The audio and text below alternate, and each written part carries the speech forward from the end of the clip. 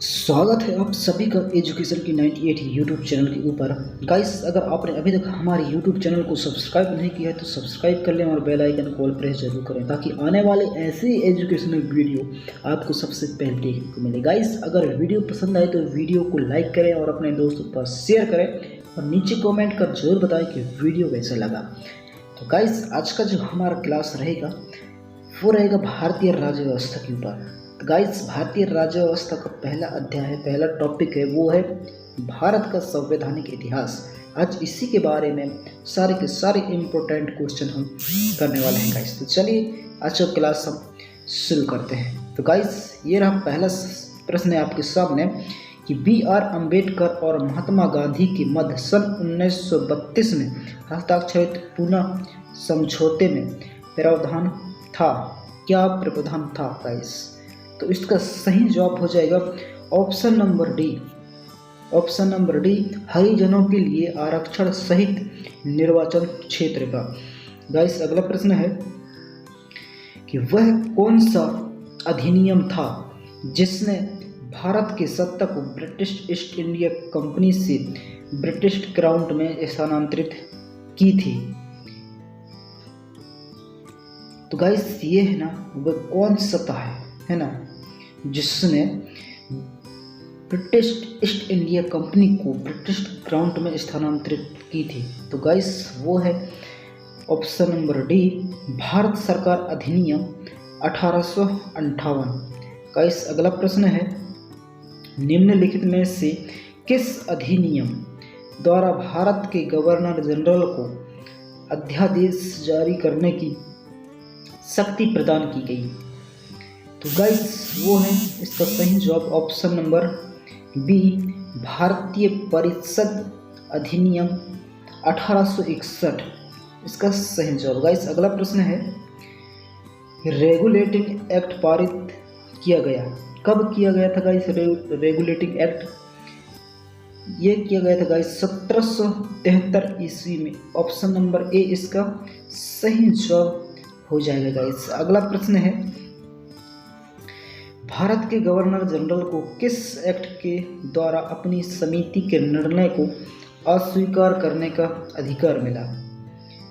तो गाइस, इसका सही जवाब हो जाएगा ऑप्शन नंबर सी, 1786 का अमेंडमेंट एक्ट है ना।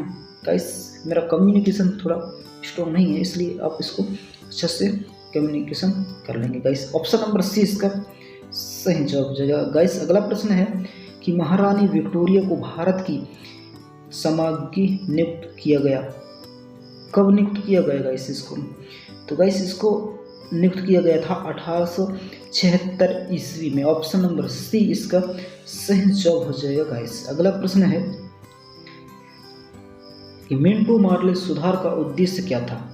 मिंटो मार्ले सुधार का उद्देश्य क्या था? तो इसका उद्देश्य था गाइस की पृथक निर्वाचन प्रणाली। ऑप्शन नंबर ए इसका सही जवाब हो जाएगा गाइस। ऑप्शन नंबर ए इसका सही जवाब हो जाएगा गाइस। अगला प्रश्न है कि मार्ले मिंटो सुधार बिल किस वर्ष में पारित किया गया था गाइस? कब पारित किया गया था? तो गाइस, ये पारित किया गया था 1909 में। ऑप्शन नंबर बी इसका सही जवाब हो जाएगा गाइस। अगला प्रश्न है मुसलमानों के लिए अतिरिक्त निर्वाचन मंडल प्रारंभ में किसके द्वारा लाया गया था?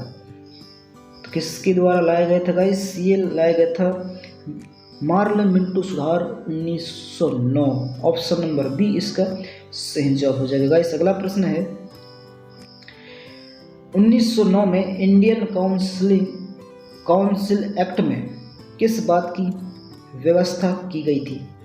किस बात की व्यवस्था की गई थी? तो वो सांप्रदायिक प्रतिनिधित्व का। ऑप्शन नंबर बी इसका सही जवाब हो जाएगा गाइस। अगला प्रश्न है मेंटेग्यू चेम्सफोर्ड सुधार में प्रावधानों का सार था।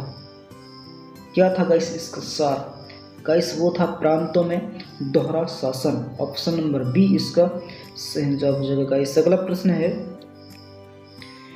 1946 का कैबिनेट मिशन 3 मंत्रियों से गठित था। निम्नलिखित में से कौन इसका सदस्य नहीं था? तो गाइस, इसका सदस्य कौन नहीं था? तो वो था guys Lord emery. Option number D इसका सही जवाब हो जाएगा गाइस। अगला प्रश्न है, कैबिनेट मिशन योजना के विषय में कौन सा सही नहीं है। गाइस 4 ऑप्शन आपके सामने दिया हुआ है, तो इसमें से कौन सा सही नहीं है नीचे कमेंट कर आप जरूर बताएं। तो इसका सही जवाब हो जाएगा गाइस पाकिस्तान की स्वीकृति। ऑप्शन नंबर सी इसका सही जवाब है गाइस। अगला प्रश्न है कि भारत का संविधान लागू होने तक स्वतंत्रता के पश्चात इसका शासन किसके अंतर्गत चलाया गया था।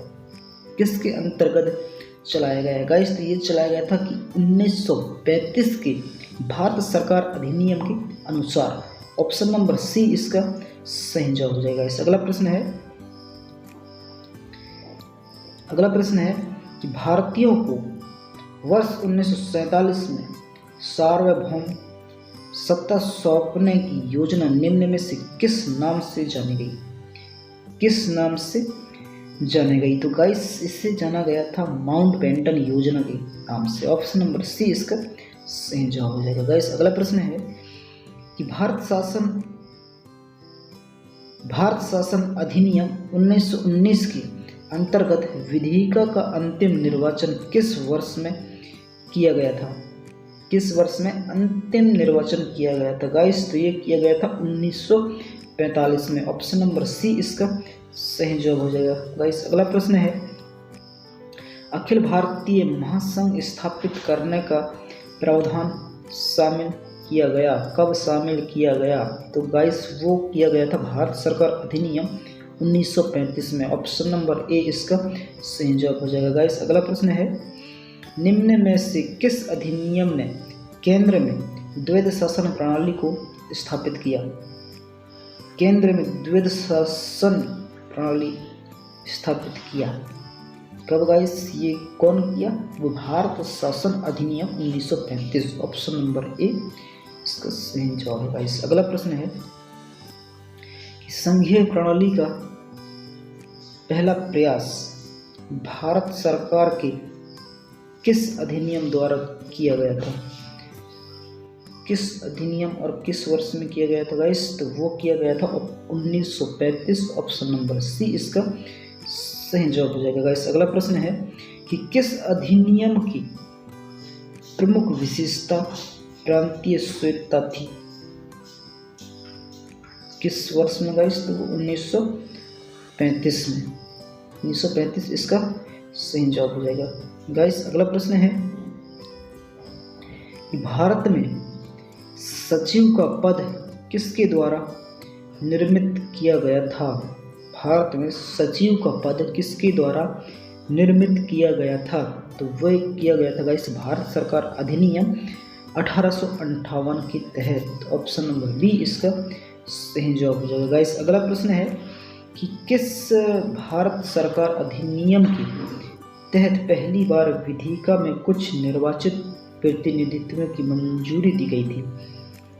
कब दी गई थी गाइस। वो था भारत सरकार अधिनियम 1909 में। ऑप्शन नंबर बी इसका सही जवाब हो जाएगा गाइस। अगला प्रश्न है, भारत शासन अधिनियम 1935 द्वारा स्थापित संघ में अवशिष्ट शक्तियाँ किसे दी गई थी।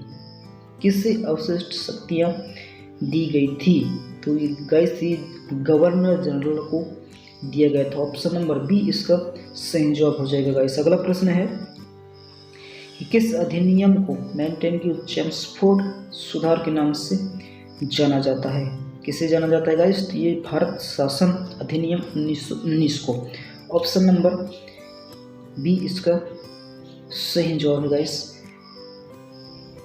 तो गाइस आज की क्लास में बस इतना ही। मिलते हैं अगली क्लास में और आप सब इसी तरह क्लास में जुड़े रहने के लिए आप सभी को थैंक यू गाइस। मिलते हैं अगले क्लास में, तब तक के लिए जय हिंद।